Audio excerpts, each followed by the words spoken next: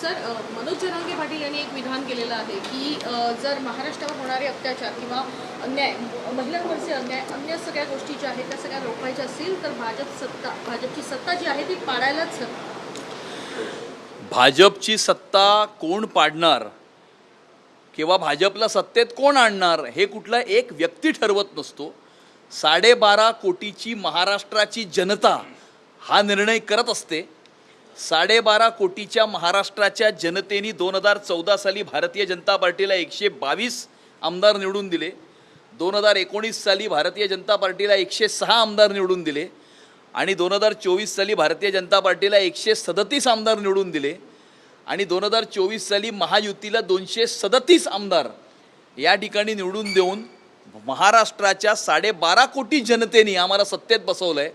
महाराष्ट्राच्या तमाम 12.5 कोटी जनतेला आम्ही उत्तरदायी आहोत आणि आम्ही केलेल्या कामाचा लेखाजोखा ही महाराष्ट्राची 12.5 कोटी जनता करणार आहे आणि 2029च्या निवडणुकांमध्ये महाराष्ट्राची जनता तो निर्णय करेलच.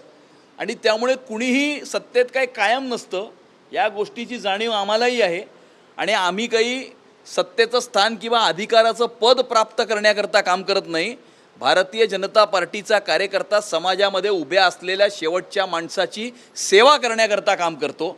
सत्ता हे सेवा करण्याचं फक्त एक माध्यम असतं.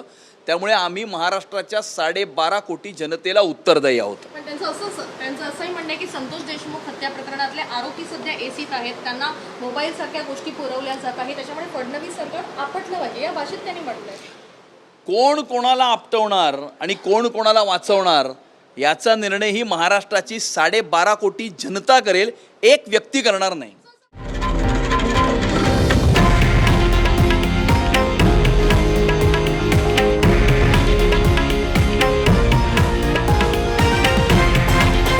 हे आहे देशातील नंबर 1 न्यूज नेटवर्क आणि आपण पाहत आहात TV9 मराठी, एकमेव.